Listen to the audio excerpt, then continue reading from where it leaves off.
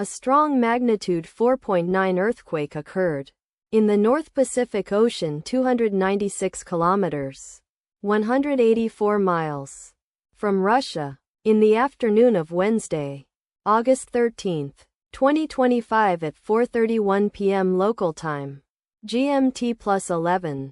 The depth of the quake could not be determined, but is assumed to be shallow. The quake was not felt, or at least not reported so. First to report, Raspberry shake after 10 minutes.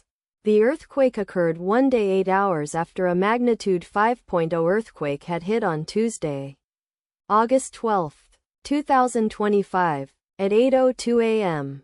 GMT+11 local time, in 59 kilometers, 37 miles, distance to the southwest. Data source from Volcano Discovery. Did you feel it? Let us pray. May the earthquake that occurred not affect our brothers and sisters there. May the earthquake not happen again. And may God protect everyone. Amen.